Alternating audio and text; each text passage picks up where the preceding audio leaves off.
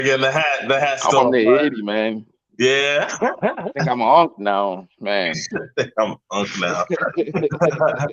Let me know if you. Oh, what just happened? Y'all see me? Yeah, Yes. no, we can see Okay. you. The screen just went black. Let me know if y'all can see that.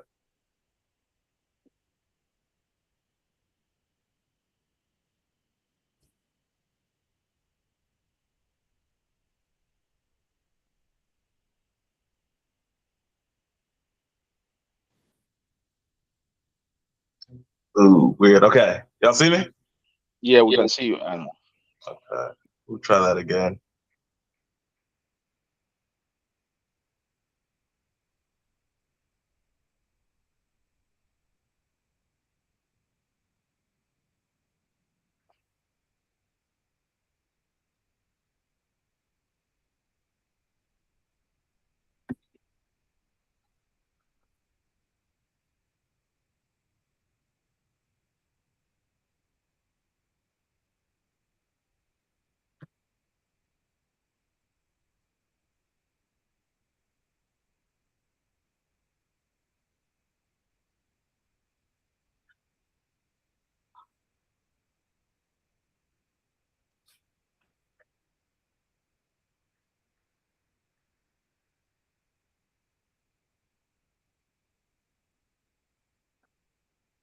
Let me text Brandon real quick. Maybe if I share the presentation.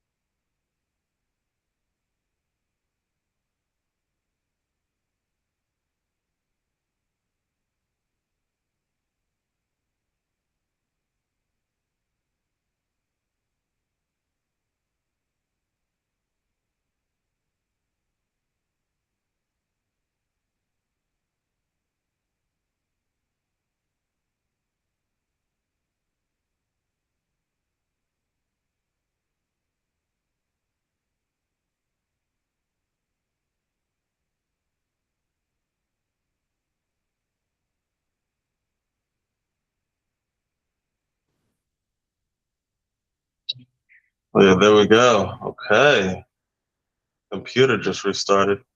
All right, let's try that again. Maybe if I share the presentation. Yeah, maybe that might be it. Yeah, let's go ahead and try that, Miss Ann. Let's go ahead and try that.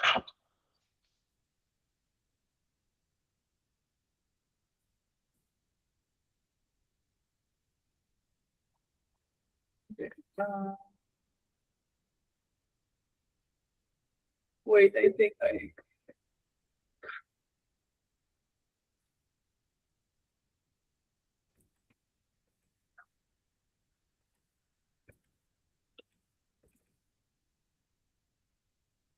I'm gonna try one more time. See if it kicks me out. Let's see. Oh, I shared it.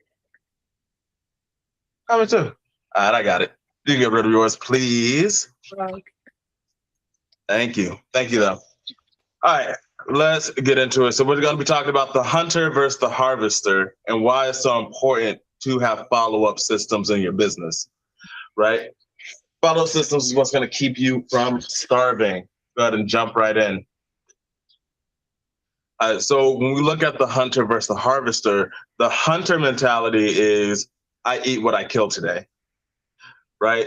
And so especially with newer operators, what they run into is I need more leads. Why? Because I need to get more deals. I need to make more calls. I need more market. I need to spend more money on marketing. I need to get more appointments. I need to do more outreach. I need to do more, right? In order to get more.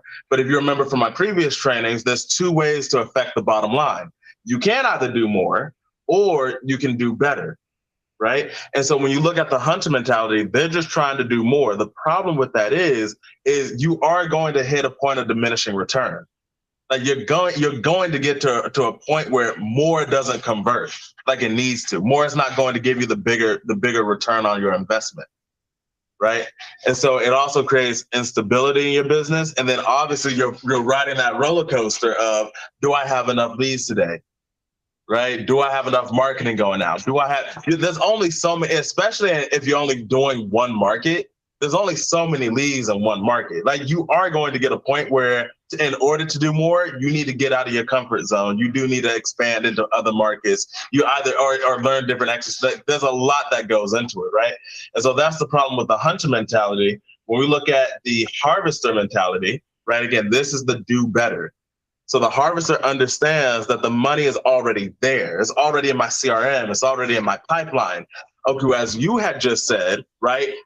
People don't always respond. Very rarely do they respond to your first mail piece, right? They very rarely respond to your first marketing piece because, again, maybe the timing's off. Maybe they haven't really felt it yet, right? Whether it's foreclosure, whether it's probate, it just hasn't hit yet. But if you keep harvesting them, if you keep following up with them, if you keep nurturing them, what's going to happen? Life's going to happen, right? They're going to get hit with a tax bill. They're going to get hit with, like, the property's going to get broken into. Something's going to happen. But you have to have the foresight in order to follow up for a long period of time to reap the benefits of that, right?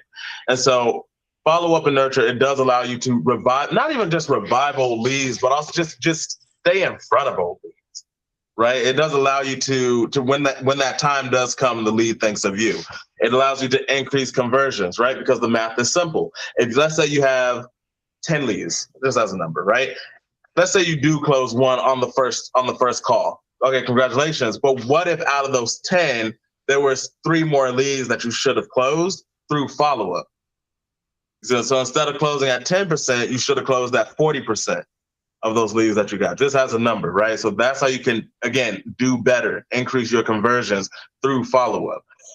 It's going to lower your acquisition costs because, again, the money was already spent. It was already spent. You already, whatever that your monthly budget is, you already spent it to generate those leads. Now, how do I turn those leads into more money, right? And then that's how you get predictable too, because it's stable now. It's stable. You're not trying, oh, how do I get more leads? How do I do this? How do I do this? You're not restarting. You're not starting from zero month over month over month. You should have people that you're constantly following up with who are getting closer and closer to being a deal. First off, shout out to this presentation. This was made 100% by Miss Ann. It looks awesome. Thank you, Miss Ann. But yeah, hunter survives, a harvester scales. So why do most deals not happen immediately? We actually just talked about this before the recording kicked in, but again, timing. Maybe it's just not the right time. That doesn't mean it won't ever be the right time, but now is not the time to do business. Maybe they just started feeling something. Maybe they just got put on a list. Right? Maybe they just started getting a little bit of distress, but it hasn't impacted them fully yet. Maybe the trust isn't there yet, right? Maybe they want to do their own research.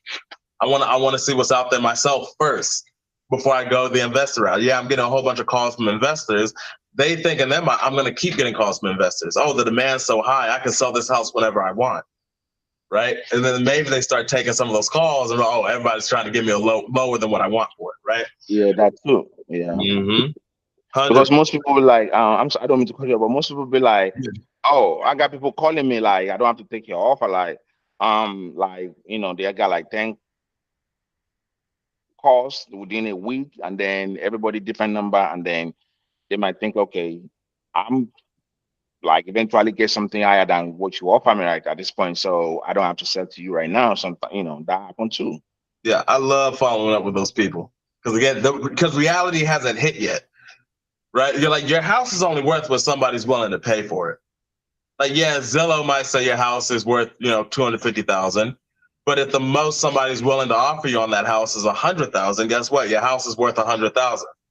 That's all it is. Emotional attachment's a big one too. Maybe they're just not ready to let it go yet. Maybe there is something that's keeping them there. I grew up in this house, or, I raised my family in this house. Like, I don't know, like if they're an empty nester, I raised my family in this house. I'm not really quite ready to let it go. Financial uncertainty. Maybe they want to find the next place to go to first. And again, they're exploring different options. So most sellers, as you can see here, most sellers need certainty and comfort before making a major decision. And it is a major decision. I mean, it's selling the house. And most times, this is the biggest financial decision that the average person will make. Talking about, yeah, I mean, multiple six figures and potential proceeds that they can get from selling the house. All right, let's talk about the pause support follow-up. I kind of just covered this, right? In that same example, you got 10 leads, you just closed one, so now you're at 10%, when you should have closed 4 at 40%. Again, you always, to get those 10 leads, let's say it costs you $10,000 as a number. Okay, you basically got, your cost per deal was 10,000. Your cost per deal should have been closer to like 2,000 or 2,500 really, right? And so it's wasted marketing dollars because 78% of all deals come from follow-up, right? From those multiple touch points. Like that one and done model, it very rarely works. It's wasted marketing dollars, it's lost opportunities. You're going to get a lower ROI for the money that you've already spent. And then your pipeline is going to be leaking because, again, let's say you do happen to follow up, or let's say not even happen to follow up. Let's say you do more marketing, right? Because you're trying to do more. You're a hunter, and somebody comes back into your system because maybe they ended up on a different list. And so now you follow up with, not like follow up, but now you call them a second time at that point. Oh, I already sold it. Right? How many times have you had a situation? I mean, we've had it multiple times, but we had a situation where we follow up. It's like, oh, I already sold it, or it's already under contract. I just went under contract yesterday. Right? You need those follow-up systems in place so you're not missing people. Again, we want to stay front of mind. I've had a lot of sellers, I said a lot, maybe like 4 sellers that said, oh man, I forgot your information. Like I would have sold to you, but I forgot your information. I wish you followed up last month. Oh, that pissed me off. That's annoying. But yeah, that's why you need those follow-up systems. And again, it's just going to put you ahead anyway. Most people, most operators, most wholesalers stop after 2 touch points, 3 touch points at most, right? It's just, again, just the competition. It's so easy to beat people nowadays. But what it actually is and what it isn't is follow-up is not just, hey, you ready to sell now? Hey, you want to sell? Hey, you want to sell, don't you? Like, that's not effective follow-up. Like, you just calling them again and just saying, hey, you want to sell now? That's not going to get it done. What effective follow-up looks like is you're providing value, you're building trust. We're going to talk about it here in a second of what that actually looks like. You maintain relevance to stay front of mind. You want to be familiar with them. Again, that's why you need to create a good experience. That's why you want to. That's what, like, again, you want, if you can get them to remember your name whenever you call, like either have them save it in the contacts or something, you're already a step ahead, and it's going to position you as the better solution. What's up, boss? Yeah, because I just want to add something to that because sometimes like what I end up doing, I remember every like a major holiday, like a 4th of July or like the Flag Day that just passed, the Memorial Day. I just send Memorial Day letter like, hey, happy Memorial Day to you guys, And then one case was like the lady was already in probate. She answered one time. I get that through cold call. I was doing cold call myself and I hate it. That's why I just want to stick to like what's it called, to direct mail until I can have the finance to actually I cold caller. Because I cold caller sometimes, but I want to make sure I can do it for like at least 90 days or 4 months straight without interruption. Because when I do it, I go call out for 1 month, then the money is not coming. Then the second month I have to stop. I have to start again. So, but with the direct mail, it's cheaper, and then I can do it again and again. So the lady, I just keep sending mail to her whenever I want to send my mail. I just like, okay, I just added that. So when I call her, just like, oh yeah, Eric, I remember you now, because I used to like Eric. Oh, yeah, I remember you now. Yeah. I was like, oh, you get my letter? I said, I get most letter, but I know you, Eric. You always call me. I said, okay. She told me we're just waiting for the case to close, and then we should be ready very soon. And I think I know you now, Eric. I said, okay, cool. So what I do is like any major like a Mother's Day, I just send letter before like let's say like a day or two. I know it's gonna get there by Mother's Day. I'll just send a letter to them. Hey, happy Mother's Day to you. Just reaching out to them, your family. Hopefully, whenever you're ready, no rush, something like that. And then Yeah. that's it. And then whenever you're ready, I'll be ready. I'll be ready. Yeah, absolutely, yeah. Yeah, I also like how you do it on a holiday that's relevant to them. Like you can what's the word I'm looking for? You can reference your previous conversations with them. You know what I mean? Hey, like if they're an empty nester, let's just say, meaning kids already left the house, you can say, hey, happy Mother's Day. I'm sure, hopefully your kids get to visit this year. I know last year you said they couldn't, or what? Like again, you're building that familiarity. Like this isn't just I'm not just cold calling you again. You know what I mean? Exactly. Like we have conversations, and I'm building off those conversations. Yeah, that's good. Yeah, that's good stuff. Good stuff. There it goes. Right. So the difference between, again, pressuring leads versus actually nurturing leads, right? Because when I look at this as like a push-pull method, right? I actually learned this from James, funny enough. But push-pull, if you are too forward, if you're too blunt, direct, like again, that question, hey, are you ready now? Hey, you want to sell now? You want to sell yet? Hey, what's stopping you from selling right now? Like again, like when you push, all you're doing is just pushing them away. But when you pull back, i.e., hey, whenever you're ready, I'm ready, or hey, we're buying a lot of properties right now. I'm not sure if the timing's right, but I just wanted to put that out there for you. Again, when you kind of pull back, you take a step back, you allow them space to come forward. Does that make sense? So again, push, pull. And so you want to attract the seller to you. You want to attract the leads to you, not push them all away, right? Again, that's consistent communication, market updates. Hit me with it. So I want to say something about that because I was right after I left what's it called, Game Changer, I run to other program, whatever like that. And then the guy I was working, like a trainer at the time, was like, when you get them on the phone, make sure you sign. And then when I tried that, they get pissed off more, like, Yeah. just trying to keep them on the phone when they're ready to go, like, and try to pressure them so I like you don't want them to leave.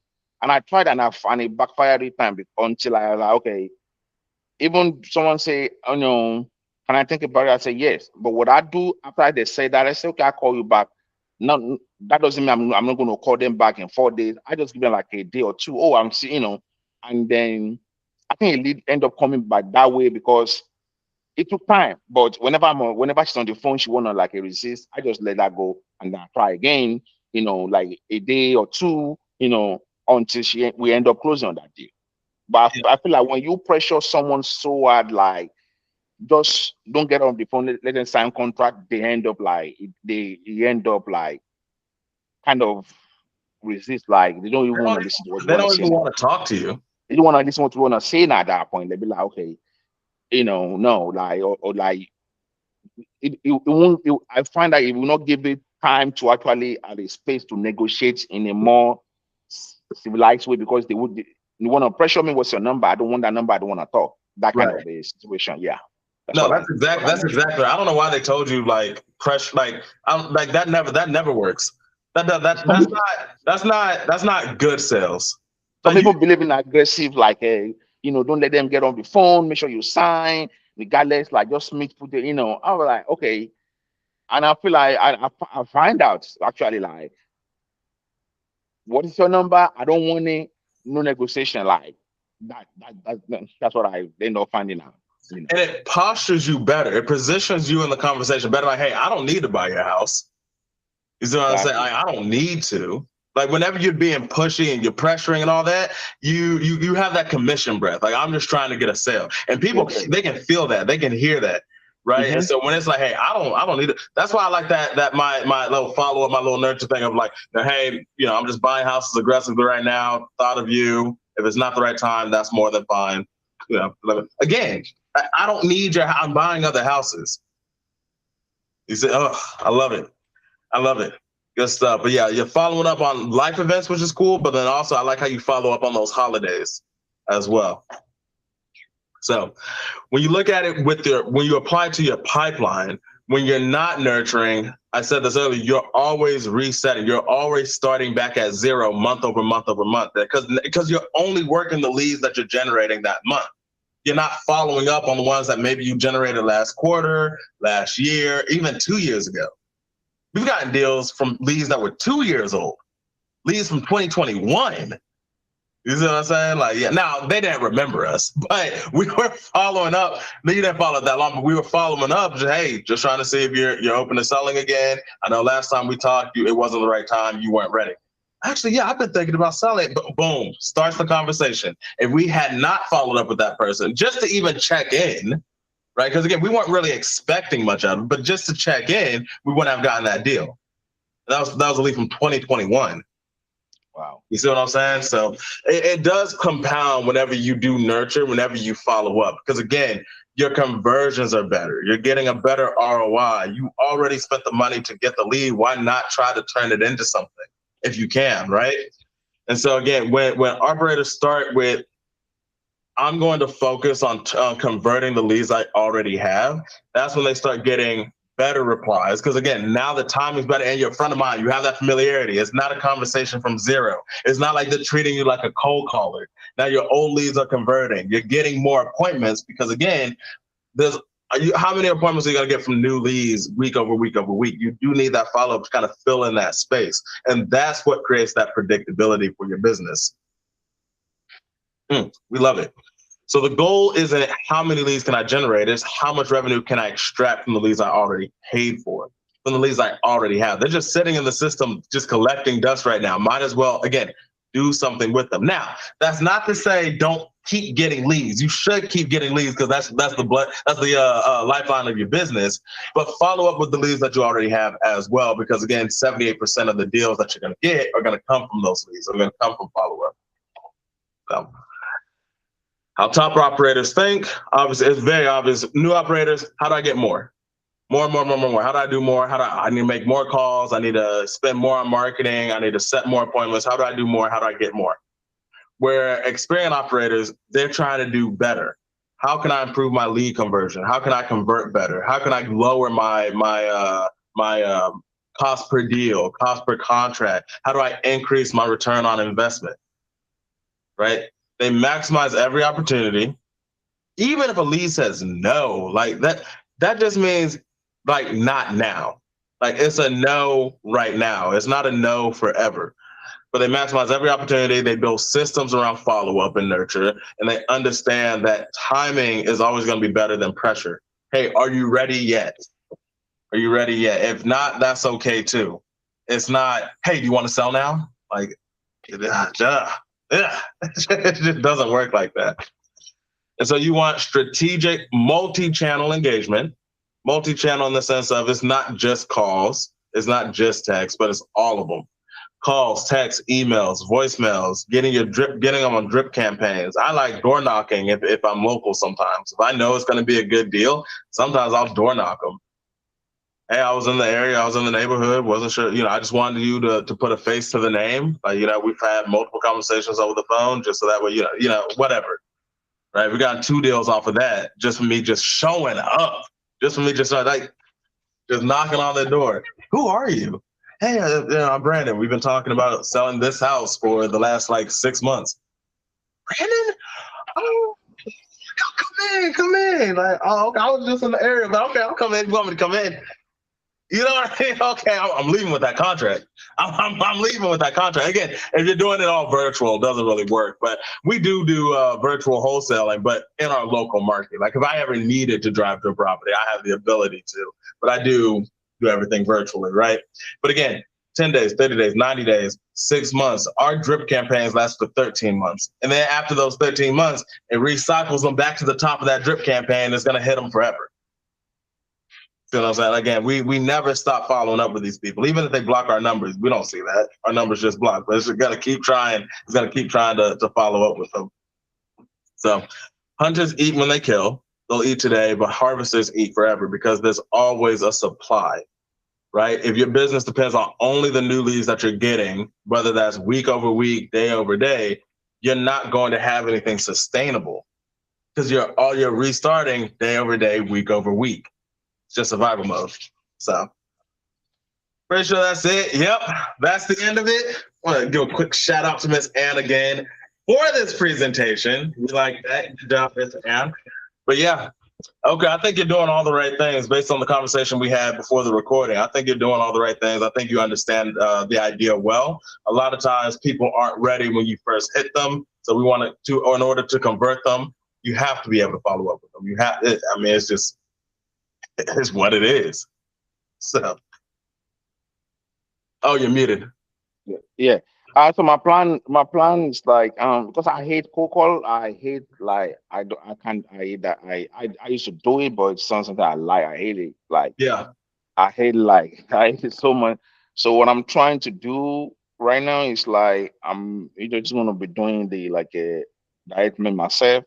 So after like two dietment, like, I cold call, so I can be like do the follow up. So to just have more engage in conversation, I think sometimes, that's what I'm planning to do. that's perfect. That's perfect. Well, that's all I got for today. Again, this was a shorter one, which is okay. I mean, let's just get Mhm. back to work sooner. But okay, I Yeah. appreciate you for being on the call. We'll look Yeah. forward to Thanks the so next one. much. Of Yeah. course, Thanks man. so much. Of course. Appreciate.